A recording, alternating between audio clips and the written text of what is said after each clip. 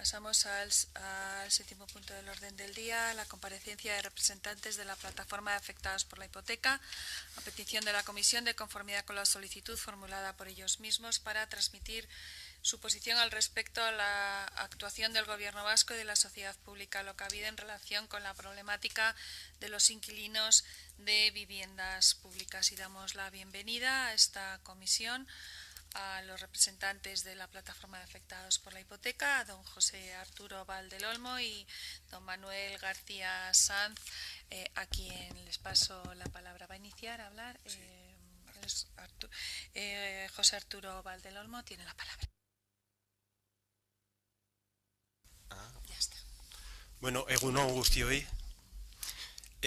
Antes de entrar a explicar nuestra posición, quiero decir que francamente me he quedado sorprendidísimo por la intervención que ha tenido el consejero de Empleo y por la falta de conocimiento que expresa el haber dicho, y lo ha repetido varias veces, que no se tiene en cuenta a la hora de establecer la renta de alquiler más que los ingresos del titular de la unidad convivencial. Lo ha repetido varias veces. Y es que me sorprende esta falta de seriedad en un responsable político de tan alto nivel cuando el decreto que regula las rentas de alquiler, que es el decreto 39/2008 de 4 de marzo, en su artículo 22 dice: personas perceptoras de ingresos y periodo computable. Se tendrán en cuenta como perceptores de ingresos computables a todas aquellas personas que formen parte de la unidad convivencial, que vayan a ser titulares de la vivienda de protección pública. Es decir, me sorprende que se diga, y que eso tiene algún tipo de relevancia en el cálculo de la renta, el que solo se toman las rentas del titular y no las rentas de todos los miembros de la unidad convivencial que tienen ingresos, que además tienen que aparecer como responsables del contrato de arrendamiento que se haga. Dicho esto, paso, dado que tenemos una limitación de tiempo, estamos también, creo que es la última comparecencia, seguramente están ustedes cansados, pero yo quiero decir que, en primer lugar, comparecemos aquí porque estamos preocupados. Preocupados por la actitud del Gobierno vasco, porque públicamente hablan de participación, dar la voz a las organizaciones sociales, situar en primer lugar los derechos y los intereses de las personas, y pensamos que es puro marketing, propaganda de cara a la galería. Nos cuestionan a las organizaciones sociales que estamos llevando adelante el tema de Alokabide, diciendo, como nos dijo la viceconsejera, que se está trabajando, que los datos concretos que nosotros damos son irrelevantes porque ellos gestionan para 11.000 viviendas, diciendo que ellos solo tienen que dar cuentas al Parlamento. No han contestado absolutamente a ninguno de los escritos que hemos planteado desde el mes de febrero, a pesar de que hay una ley orgánica que establece el derecho de petición y que en base al artículo 29 de la Constitución obliga a todas las administraciones públicas a contestar, e incluso han mentido, han falseado, llevándonos a los tribunales a miembros de Calerache Apestop para criminalizarnos y desprestigiarnos socialmente. Y digo bien que han falseado porque así lo ha establecido y lo ha planteado un juez en una sentencia. Respecto de los inquilinos, en la misma. Los inquilinos son menores de edad, son irresponsables, son incapaces de poder gestionar los gastos de sus propias comunidades. Ellos deciden, Gobierno vasco, los gastos de comunidad. Ellos discuten con las gestoras de administración y luego los inquilinos que sean los que paguen. Hay un informe de abril del 2013 muy interesante de la Comisión de Vivienda Social de la Unión Europea que no sé si lo han leído. Si no lo han leído, yo se lo recomiendo que lo lean, porque hablan de la necesidad de que los inquilinos y las organizaciones sociales que tienen relación con la vivienda participen, incluso a nivel de aportaciones en materia estratégica en política de vivienda. Y aquí todo lo contrario, se nos considera no como colaboradores de las administraciones públicas, sino como enemigos a los cuales no hay que dar de beber ni agua. Sobre el acuerdo del Parlamento Vasco, está más claro que el agua para nosotros que el Gobierno vasco está decidido a no aplicarlo. Y eso quiere decir que cada vez hay más personas, coincido porque he estado siguiendo la comparecencia con el representante del Partido Socialista, que piensan ¿para qué sirve este Parlamento? Que no se respetan los acuerdos que se adoptan en este Parlamento. Y eso conlleva que se crean expectativas que después se convierten en frustraciones cuando la gente ve que realmente después de 3 manifestaciones, después de pelear y luchar para que aquí haya una mayoría parlamentaria, eso no sirve para nada. Decir que se está estudiando o decir, como ya he oído aquí, que parcialmente se está aplicando, en nuestra opinión es una tomadura de pelo. A nosotros, al Parlamento, al Ayuntamiento de Gasteiz y a otros ayuntamientos que han aprobado mociones exigiendo al Gobierno vasco que lleven a la práctica los acuerdos del Parlamento vasco. Es evidente que ha crecido la pobreza, eso no lo discute nadie, pero uno de los colectivos más afectados por la pobreza es el sector de Alokabide, inquilinos de Alokabide. ¿Por qué? Porque no tienen una vivienda en propiedad. ¿Por qué? Porque en buena parte no tienen el colchón de la familia como se tiene en otros colectivos sociales. El Gobierno vasco argumenta que ya hay alquiler social y que ya hay ayudas del Gobierno vasco cuando da una vivienda en régimen de alquiler, una vivienda pública. Nosotros estamos en contra de este criterio. En primer lugar, se compara, es un argumento recurrible, con la renta media de la vivienda libre. Nosotros pensamos que esta comparación es insostenible, porque es evidente que los propietarios de vivienda libre obtienen o quieren obtener un beneficio cuando ponen la vivienda en alquiler. Segundo, porque incluyen los gastos de comunidad dentro de la renta de alquiler. Tercero, porque el cálculo de la renta media exige tener en cuenta todo tipo de viviendas, en todo tipo de zonas. Y en cuarto lugar, porque además obtienen desgravaciones y ayudas fiscales. ¿Dónde están las viviendas de los inquilinos de Alokabide? ¿En qué zonas? En Avechuco, en Vitoria, por ejemplo, que yo conozco, en Zabalgana, en Salburúa. ¿Qué tipo de viviendas son de protección oficial? ¿Qué tipo de calidades tienen? Señores, vamos a no hacer comparaciones que no tienen absolutamente, no se sostienen. Segundo lugar, ¿por qué no valoramos y no reflexionan ustedes cuáles son los gastos que realmente tendría que hacer el Gobierno vasco para mantener las viviendas de Alokabide desocupadas? Sin más. Es decir, ¿realmente el Gobierno vasco está poniendo algo por encima de lo que ingresa como consecuencia de las rentas de alquiler? ¿Cuánto cuestan los gastos de mantenimiento al año de una vivienda? 200 euros. ¿Cuánto un seguro digno para una vivienda al año? 200 euros. Incluso aunque tuviéramos en cuenta el 2% de amortización de una vivienda de valor medio durante 100 años, descontando el valor del suelo que no cambia, veríamos que el conjunto de los gastos está por debajo de los gastos de alquiler que están pagando los inquilinos de Alokabide. Es más, el sector bancario utiliza un índice muy conocido, el 1,25% del precio de venta de la vivienda, que incluye los gastos de comunidad para valorar los costos que tendría el mantenimiento de una vivienda desocupada. ¿Por qué no tenemos en cuenta los gastos de alquiler social que hay en otras comunidades? Nosotros hemos firmado como Escalera Chiapestop Desahucios, pero también nuestros compañeros de Vizcaya y de Guipúzcoa, un convenio, un contrato de alquiler social con Caixa Cataluña. Una familia con 4 miembros, una vivienda en Adriano VI de 90 metros cuadrados por 240 euros, incluyendo absolutamente todos los gastos y sin tener que poner fianza. ¿Por qué no comparamos con el alquiler social en la Junta de Andalucía, en Cataluña? ¿Por qué no comparamos con la normativa del Estado? La normativa del Estado, señores, que acaba de firmarse ahora mismo el convenio de Fondo Social de Viviendas de Alquiler, que establece rentas de alquiler entre 150 y 400 euros con un tope del 30% de los ingresos netos, no brutos, en los cuales están incluidos todos los gastos. Gastos de comunidad, IBI y todos los gastos. Comparemos con esa renta de alquiler y veamos si aquí, que parece que somos pioneros, los primeros en todo, realmente eso es palabrería hueca o es una realidad que soporta el contraste de un estudio mínimamente serio.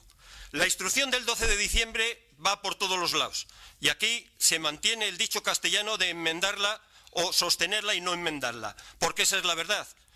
Esta instrucción, en nuestra opinión, es restrictiva. No tiene en cuenta los acuerdos del Parlamento vasco y, en nuestra opinión, también no está bien hecha. En primer lugar, no respeta los acuerdos del Parlamento vasco porque no se revisa la renta desde que se produce una reducción drástica de ingresos. Esto es cuestión de voluntad política. No hace falta ningún estudio, no hace falta ninguna modificación legal. Voluntad política en algo tan sencillo que ha aprobado el Parlamento vasco y que este Gobierno no tiene. ¿Qué es lo que nos dicen? Porque se aprueba, se aplica la resolución al mes siguiente. Es decir, la renta básica al mes siguiente de que se aprueba la resolución. ¿Qué es lo que nos dice el Gobierno vasco? Que están resolviendo más o menos en una media de un mes. Pero no nos dice que ese mes es a contar de que consideran el expediente del solicitante completo. No nos dicen que hay solicitantes que por desconocimiento, porque no hicieron pública la instrucción, piden la solicitud con posterioridad a que tengan una reducción drástica de ingresos. Y no nos dicen, además, que están exigiendo a los inquilinos de Alokabide que demuestren durante 3 meses seguidos que esa reducción drástica de ingresos es real. Con lo cual, estamos resolviendo en muchos casos, o en algunos casos, me da igual, 3, 4, 5 meses después, generándoles una deuda a esos inquilinos que después será incluso un inconveniente para poder pedir la renta especial. El 30%, el mareo este del 30% por aquí y por allá, es evidente que, en nuestra opinión, el acuerdo del Parlamento Vasco incluso es conservador. Porque lo que tendría que hacer el gobierno vasco es incluir los gastos de comunidad dentro de la renta de alquiler. Eso es lo que ocurre con el programa Bizigune. Es el propietario el que paga los gastos de comunidad. Léanse en las instrucciones quién paga esos gastos.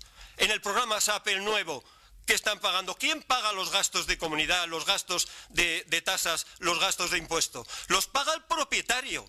Es que eso es lo que ocurre en la mayoría o en la absoluta mayoría de todos los contratos de alquiler que se realizan. Salvo en Alokabide, donde aparentemente nos han hecho un favor el gobierno vasco porque ha sacado una instrucción en enero de este año diciendo que, ojo, el 30% como máximo de las rentas. Pero vamos a ver, vamos a ser serios. En el año 2003, cuando se aprueba el decreto que regula el programa de las viviendas vacías, ya contemplaba el tema de que el límite máximo de la renta tenía que ser el 30% de los ingresos. Aquí lo que ha ocurrido es que el gobierno vasco no lo aplicaba. Y cuando los alquileres, los inquilinos de renta de Cerro del Morro, me parece que era en Vizcaya, dijeron, oiga, que no están ustedes aplicando esto, saltó la liebre y entonces corrigieron y sacaron una instrucción que en nuestra opinión no resuelve nada.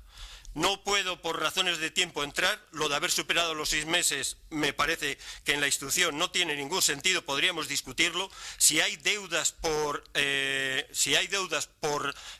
porque no se ha pagado, tampoco se ha dicho aquí que hay flexibilidad. ¿Cómo va a haber flexibilidad si resulta que el tope temporal para poder pagar las deudas es la finalización de ese contrato? No se contempla la posibilidad de renovar por otros 3 años ese nuevo contrato. ¿Cómo puede una familia que realmente tiene problemas y tiene que pagar la renta de alquiler, los gastos de vivienda, encima tener que pagar en un horizonte temporal concreto y pequeño unos atrasos que pueden ir de 2.000, 3.000, lo que sea? ¿Cómo puede pagarlos? Pues al final la gente renegocia el pago, no puede hacer frente a la renegociación del pago, al final le echan y en el expediente de por qué le echan vamos a poner le echamos por falta de pago, le echamos porque hay problemas de convivencia, le echamos por problemas de incumplimiento de contrato, pero no han dado a esa persona a la cual le acusan ahora de todas esas cuestiones la posibilidad de que pueda defenderse, conocer por qué le acusan y poder, como ocurriría en cualquier ciudadano frente a la administración, poder acceder a su expediente y ver realmente de qué se le acusa y si está de acuerdo o no está de acuerdo. Igualmente hay elementos en la instrucción que no tienen sentido, el que la disminución de ingresos no sea consecuencia de reintegro de gastos o ayudas a la administración como consecuencia de trámites mal realizados. Ahí tenemos 10.000 cartas que ha mandado Lanbide, ahora no sé cuántos miles de cartas más por que se le pide a los perceptores de ayudas que reintegren como consecuencia, que reintegren ayudas como consecuencia de cuestiones que no son achacables a ellos, sino al mal de funcionamiento de la misma administración. Y estamos haciendo recaer, penalizando a esa persona que tiene ingresos inferiores y en lugar de tener en cuenta que tiene que reintegrar esos gastos y por lo tanto va a tener más dificultades para poder sobrevivir día a día o mes a mes, lo que se le hace es decir, usted como tiene que reintegrar ayudas, aunque usted no tiene la culpa, ni ha sido negligente, ni ha intentado engañar, ha sido un problema de la administración, pero a usted ya le excluimos de esto, arrégleselas como pueda. Y diríamos otra cosa del procedimiento, si hay informe o no hay informe, el tema de las diferencias con Lanbide, que exige Lanbide 2 meses, resuelve, si hay silencio administrativo considera positivo y no como aquí. Es decir, una instrucción que en mi opinión es manifiestamente mejorable. Acabo diciendo que el resto de los acuerdos del Parlamento Vasco son de sentido común. Revisión de la normativa, revisión anual, no se hace. Y eso es una discriminación con respecto a Bizigune. Se conoce desde el mes de febrero y haberlo modificado eso no hubiera costado absolutamente nada. Oiga, si en Bizigune le renuevan, le consideran la renta renta de alquiler en función de los ingresos que tiene el año inmediatamente anterior, eso ocurre en Bisigrune, ¿por qué aquí no se hace? La revisión de precios máximos, las de venta de la VPO. Pero vamos a ver, es que la revisión se hizo en el 2010, además al alza, en base a una orden, la orden ECO 2003, que utiliza el sector financiero con el conjunto de inmuebles del Estado. Y hasta el propio Banco de España ha dicho que es necesario revisar periódicamente los precios de las viviendas y como mínimo cada 3 años. Y aquí se hizo en el 2010. Si la excusa es que la Administración es la que no tiene obligación de cumplir las propias leyes, porque sería la única explicación en nuestra opinión. Y acabo diciendo la prestación complementaria de vivienda, la RGI. Cualquiera sabe que la prestación complementaria de vivienda solamente la pueden tener los que cobran la RGI. Es un complemento de la RGI. Pero ¿cuál es la cuestión que se plantea aquí, señores? La RGI es una prestación finalista. Eso lo han dicho todos los informes, jurisprudencia, porque hay jurisprudencia, el Defensor del Pueblo en el 2012. ¿Qué quiere decir que es una prestación finalista? Quiere decir que está para subvenir a las necesidades de supervivencia de la unidad convivencial y también para sufragar los gastos como consecuencia de la necesidad de inserción social e inserción laboral de la unidad convivencial. Si, como he oído en esta comparecencia, una familia con 6 miembros percibe la RGI 825 euros y tiene que pagar 240 euros, que es el 30% de 800 euros, que sería el 30%, 240 más 100 euros de gastos de comunidad, más los gastos fijos por tener disposición de agua caliente o calefacción, ¿esta persona cómo puede sobrevivir? Esta persona es la que tiene que ir al banco de alimentos e ir mendigando por todos los lados, o ir a las iglesias o a Caritas a pedir por favor que le permita sobrevivir. Y eso, en nuestra opinión, no es digno. Acabo diciendo que mi compañero hablará ahora un poquito de lo que son las gestoras. Ha dicho la Administración que hay 400 empresas o 400 comunidades que hay que gestionar. Entonces, lo que están diciendo es que ellos, que no pagan los gastos de comunidad, van a ser los mejores gestores, cuando resulta que no tienen personal suficiente para atender correctamente a la gente, a pesar de que el Gobierno vasco les da 700 euros anuales para gastos de gestión del parque de viviendas de alquiler del Gobierno vasco.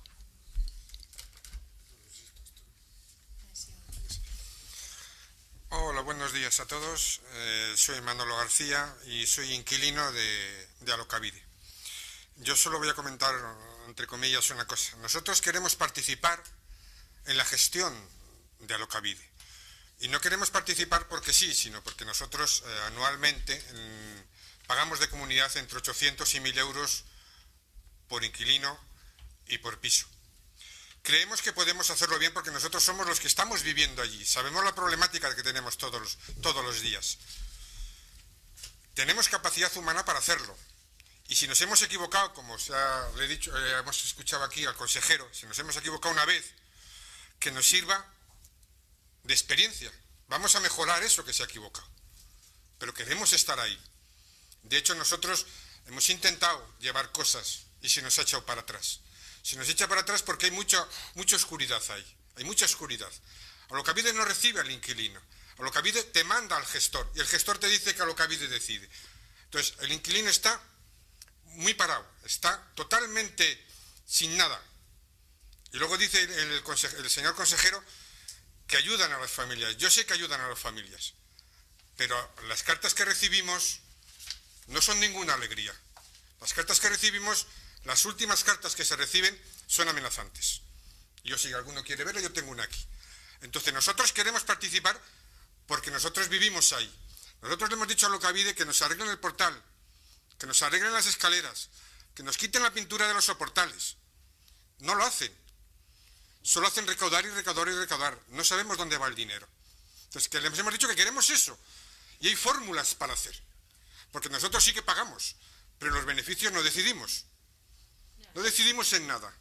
Entonces, pagar sí que pagamos, pero no decidimos. Entonces, creemos que somos mayorcitos ya todos para decidir y para formar una comisión en la cual nosotros tenemos nuestros problemas, queremos hablarlos con Alokabide, que es nuestro arrendador, que no somos clientes, que somos inquilinos, que somos gente de la calle, que somos gente normal, y que la gente tiene miedo. Y tiene miedo a una cosa muy sencilla, a que no se le renueven los contratos.